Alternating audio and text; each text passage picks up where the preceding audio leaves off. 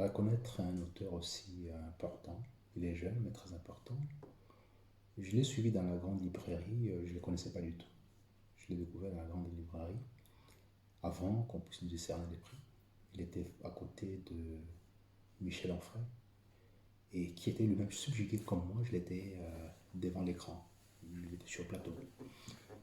Et on pouvait sentir la fraîcheur, l'intelligence, la subtilité, la connaissance parfaite des lettres, la profondeur. C'est très important pour nous qui sommes un peu de la diaspora de vivre ce type d'instant, une reconnaissance comme celle-là. Il est vrai que les Sénégal ou l'Afrique de l'Ouest en général sont des gens qui sont branchés sur la France depuis très longtemps, qui globalement a les grandes maisons d'édition, quoique lui n'a pas été édité par un grand, c'était un tout petit, mais simplement il a été sélectionné. Il y a un suivi aussi à faire autour de ça. Nous avons le malheur au niveau de la RDC de ne pas avoir cette opportunité en termes d'éditeurs. Bon, alors on aurait pu, dans l'idée, la fameuse idée du panafricanisme et tout ça, et de l'authenticité si on veut, d'investir un peu dans ce domaine-là. Ça a toujours été mon projet de mettre beaucoup d'argent dans la littérature pour faire en sorte que on ait une sorte d'émulation dans la jeunesse, qu'ils aient des références dans la littérature, ce qui est les socles des civilisations. Malheureusement, on n'a jamais entamé ces processus.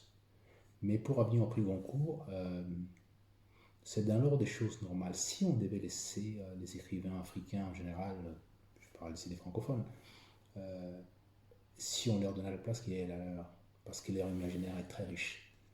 C'est-à-dire qu'il y a une sorte d'addition de plusieurs imaginaires. On a l'imaginaire occidental qu'on maîtrise parfaitement. On y additionne l'imaginaire africain qui est beaucoup plus riche encore. Cette synthèse permet énormément de possibilités. Nous sommes une sorte de synthèse de plusieurs civilisations. Aujourd'hui, nous avons une relation particulière aussi bien avec la Chine que la Russie. Alors, imaginez-vous un seul instant un Africain qui est positionné presque comme quelqu'un qui serait au centre d'une étoile, avec l'accès à la civilisation américaine, l'accès à la civilisation européenne, l'accès à la civilisation chinoise, dans une certaine mesure russe, plus sa propre civilisation, ça lui donne un potentiel énorme en termes de réflexion, en termes de production. Mais on ne prend pas suffisamment compte de ce que nous sommes, ce qu'on peut produire. Et c'est ça en fait la faille.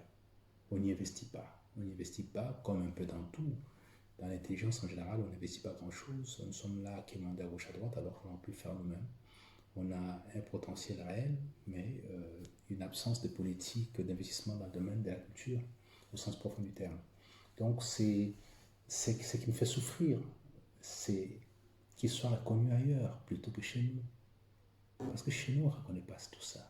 On attend qu'ailleurs, on puisse en parler. Je suis parti aujourd'hui à la FNAC chercher ces livres, il n'y en a pas. C'est épuisé. Quel bonheur de voir qu'un jeune Africain peut, au départ de son intelligence, de son cerveau, bénéficier des moyens financiers à travers son art, grâce à son art. Sans la moindre fioriture, sans quoi que ce soit, sans qu'il en ait, c'est son art qui produit. La reconnaissance de son art. Mais ça reste dommage que ça soit reconnu à l'extérieur et pas au niveau africain. Imaginez-vous un seul instant que toute l'Afrique reconnaisse ces jeunes hommes. Nous sommes à plus ou moins 1 milliard d'habitants. Si les tiers de ces habitants achètent à hauteur de 3 ou 4 dollars les livres de M. Sarr, ça fait de lui d'office un millionnaire et ça va faire des émules. Les jeunes gens n'iront pas faire la guerre, ils ne seront pas dans les terrorismes, ils ne seront pas dans l'aventure, ils vont devoir travailler pour être d'autres Sarr. C'est ça en fait, c'est un modèle, c'est ça l'émulation, c'est ça. La quête des modèles au sens ancien du terme. On en a besoin. Pas tous ceux qui passent leur temps à pouvoir applaudir, mais ceux qui cherchent comment sortir de l'Afrique, donner une autre image de l'Afrique, la belle image de l'Afrique. Cette Afrique des arts. Cette Afrique qui est la première entité sur la planète qui a créé les plus grandes civilisations avant que les autres ne puissent s'en inspirer et créer les leurs. Bien que notre faillite a toujours été parce qu'on n'avait pas prévu de faire la guerre et attaquer les autres. C'est un peu la grande faillite. Voilà, donc brosser un peu le petit tableau sur ce que je pense de ce prix Goncourt. Ce n'est pas un simple prix. Il y a dedans la civilisation, la politique, les perspectives, c'est qu'on doit comprendre ça, c'est qu'on doit s'approcher nous-mêmes. J'aurais voulu que les Sénégalais lui offrent $1 million. $1 million pour ces prix-là.